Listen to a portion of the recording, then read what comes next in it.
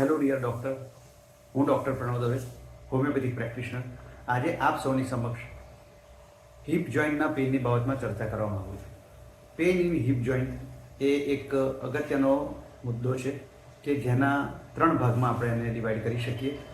જો pain in heap joint હોય તો એક એ ઇનર હોઈ શકે, બીજું એ સરફેસ હોઈ શકે અને ત્રીજું એ રિફર પેઇન હોઈ શકે. જો સરફેસ પેઇન છે અથવા હિપ જોઈન્ટના આસપાસ ચામડીના ભાગમાં એ અનુભવાય છે તો એ સરફેસ પેઇન છે. સરફેસ પેઇનના કારણોમાં મસ્ક્યુલર પેઇન હોઈ શકે, લિગામેન્ટનું પેઇન હોઈ શકે અને એ ટેન્ડન દ્વારા પણ ઉત્પન્ન પેઇન હોઈ શકે. એના માટે બહુ ઝાઝી ઇન્વેસ્ટિગેશનની જરૂર હોતી નથી.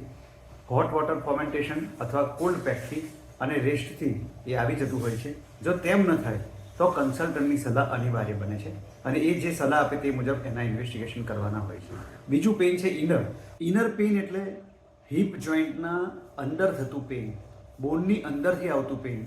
એનું એક કારણ એ હોઈ શકે એ કાર્ટિલેજનું પણ પેઇન હોઈ શકે અથવા એ બોનનું પોતાનું પેઇન હોઈ શકે. એ જ્ઞાનતંતુ દ્વારા ઉત્પન્ન પેઇન, ઘર્ષણ દ્વારા થતું પેઇન હોઈ શકે. એના માટે ઇન્વેસ્ટિગેશનની આવશ્યકતા છે. ઇન્વેસ્ટિગેશનમાં એક્સરે, MRI કે CT સ્કેન એ કન્સલ્ટન્ટ એડવાઇસ કરશે તે પ્રમાણે ઇન્વેસ્ટિગેશન કરી અને યોગ્ય તે નિદાન કરાવવાનું હોય છે. ત્રીજું પેઇન છે રિફર પેઇન.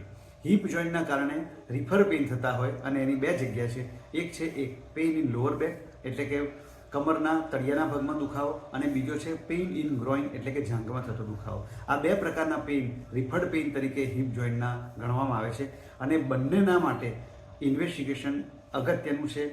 નિદાન માટે ઇન્વેસ્ટિગેશન કન્સલ્ટન્ટ સલાહ આપે તે મુજબ કરાવવાનું હોય. ઇન્વેસ્ટિગેશન કર્યા પછી, નિદાન થયા પછી હોમિયોપેથિક દવા એના માટે ઉપલબ્ધ છે, અસરકારક પુરવારથી છે, જેના વિશેની ચર્ચા હું આપની સાથે આગલા એપિસોડમાં કરીશ. Thank you very much.